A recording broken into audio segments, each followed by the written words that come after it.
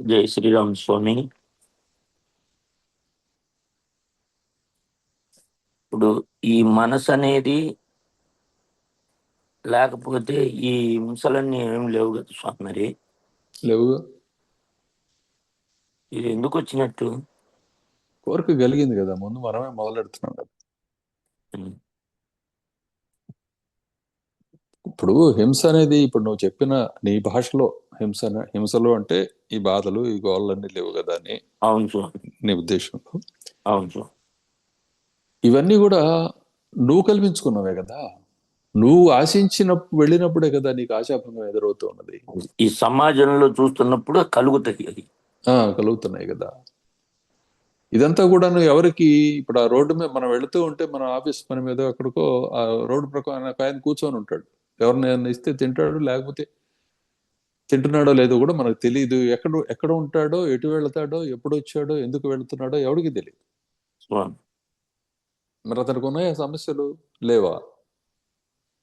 ఎందుకుండో ఆయనకుండే సమస్యలు అది. ఆయనకు ఉండే సమస్యలు ఆయనకున్నాయి. కాబట్టి ఇప్పుడు ఆ దారినే వెళుతూ ఉన్న నీకున్న సమస్యలు ఏంటి? నేను ఫలానా గోవర్ధన్ కృష్ణ కాబట్టి, నేను ఫలానా పనిలో ఉన్నాను కాబట్టి ఈరోజు ఈ పనులు ఉన్నాయి అన్నవి నీ సమస్యలు.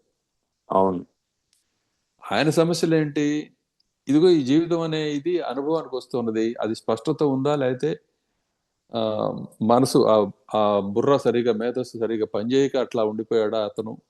జ్ఞానియా అజ్ఞాని అన్నది ఎవరు చెప్పలేరు. అది ఆయనే చెప్పాలి.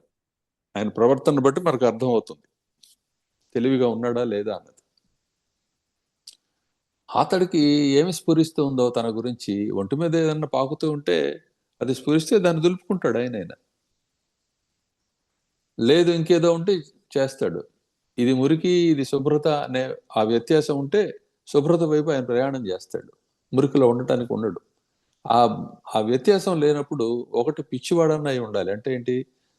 శారీరకంగా స్థిమితము, లేకపోతే దాని ఆరోగ్యం లేనివాడైనా ఉండాలి. దీన్ని మానసిక ఆరోగ్యం అనే పేరుతో చెప్తాంలే, కానీ అదంతా శరీరమే, లేదా అదంతా మనస్సే. లేదు పరమజ్ఞాని అయి ఉండి ఏదో సందర్భంలో అక్కడ వచ్చి కాసేపు అట్లా కనపడి వెళ్ళిపోతున్నా ఉండాలి. సాధారణంగా వీళ్ళందరూ పరమజ్ఞానులు మాత్రం కాదు. ఎక్కువ మంది, 100కి 1,00,000కి ఒక్కడెక్కడో ఉంటాడు అలా తిరిగే వాళ్ళలో జ్ఞాని. మిగతా వాళ్ళందరూ కూడాను ప్రారంధ వశాత్తు కర్మలను అనుభవిస్తూ అలా ఉండేవాళ్లే, పిచ్చివాళ్ళు అయిపోయి. అది గుర్తుపెట్టుకోండి. నోరు తెరుచుకొని అట్లా ఉండే వాళ్ళందరూ ఏదో అనుకోమాకండి. ఏదో వాళ్ళకి ఇక్కడ పనే ఉంది, ఒకవేళ ఏది అవసరం లేకపోయినట్లయితే తెలియదు. ఆ జనాల్లో సాంగత్యం వాళ్ళు కోరుతున్నారు, అదే స్థితిలో మిగతా వాళ్ళలాగా ఉండలేకపోతున్నారు. అర్థమవుతుంది కదా? అర్థమవుతుంది స్వామి. సమాధానం సరిగ్గా లేదు నాకు. ఈ మనసు అనేది అంటే మళ్ళీ మీరు అంటారు, ఇంకోటి అంటారు. మనసు అనేది ఎందుకు వచ్చింది? ఈ మనస్సు అనేది ఈ ఎందుకు వచ్చిందని ఎక్కడ కూర్చొని ఆలోచన చేస్తున్నాం? ఇంట్లో కూర్చున్నాం. అదే, ఇంట్లో కూర్చున్నాం, ఒంట్లో కూడా కూర్చున్నాం. మళ్ళీ అది మనసు అంటారు. మరి అంతేగా. ఇంకా దీనికి సమాధానం ఏంటి? ఇదే సమాధానం. దీన్ని అర్థం చేసుకోవటమే. ఇప్పుడు నీకు గురువు నుంచి ఏ సమాధానం వచ్చిందో దాన్ని ఆలోచన చేస్తూ, దాని గురించి వివరణ తెలుసుకుంటూ మళ్ళీ చర్చించుకుంటూ ప్రశ్నలు వేస్తూ ఉంటారు. ఉండాలి. ప్రశ్నలు వేస్తూ ఉండటం కదా, నీకు లోపల ప్రశ్న వేసుకొని సమాధానాన్ని పొందాలి.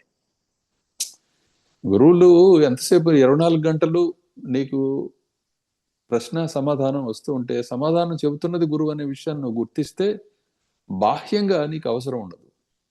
బాహ్యంగా నీకు పెద్ద ఫెసిలిటీ అవుతుంది అనమాట. అంతవరకే. స్వామి, అర్థమవుతుందా? పని అర్థమవుతుంది చేయాల్సింది నీవే, కానీ దానికి బాహ్య గురువుగా నీకు కనిపిస్తున్నాడు పరమాత్మయే. స్వామి. అంతే. అంతకంటే వేరే లేదు. ఇప్పుడు నీ శరీర రూపంలో, నీ ఉపకరణాల రూపంలో కనిపిస్తున్నదంతా కూడా తత్స్వరూపమే. అట్లనే స్వామి, నీ రూపంలో ఉన్నది అదే. కానీ ఆ విషయం నీకు తెలిసేదాకా, గురువు నువ్వు అదే అని చెప్పేదాకా నువ్వు సాధన చేయాలి. అంటే ఇప్పుడు రోజు చెప్పుకుంటున్నాం కదంటే అది కాదు, అలా చెప్పడం ఒకటి ఉంటుంది, తత్వమసి అంటారు. స్వామి. ఆ స్థితి నీకు అహం బ్రహ్మాస్మి అనిపించాలి. గురువు దాన్ని చూచి తత్వమసి అని చెప్పాలి. చెప్పినప్పుడు పని పూర్తవుతుంది. అర్థమవుతుందా? అర్థమవుతుంది స్వామి. ఉమ్. అది సహజంగా జరుగుతాయి అవి అలా జరిగిపోయినవే ముక్తులకు అందరికీ కూడా. ఉమ్. మరి సుఖబ్రహ్మ ఆయనలో ఆయన ఆలోచించుకున్నాడా లేకపోతే ఎవరినైనా ఇది చేశారా? రాముల వారు ఆయనలోనే ఆయన ఆలోచించుకున్నారు, చివరికి గురువులు వచ్చారు, నువ్వు అనుకున్నది నిజమే అని చెప్పారు. అర్థమైంది అనుకుంటా. నిజమే అని చెప్పి మళ్ళీ నువ్వు చేయాల్సిందే ఈ పనులు అని అన్నారు.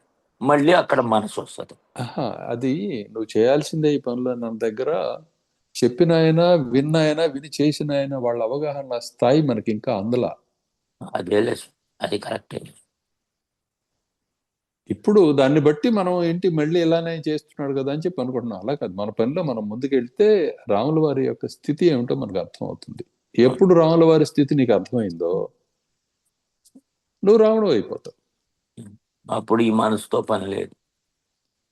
అదే ఇప్పుడు ఇంకే మాట్లాడినా ఇంకా అది సబబు కాదనమాట. స్వామి, స్వామి. జై శ్రీరామ్ స్వామి.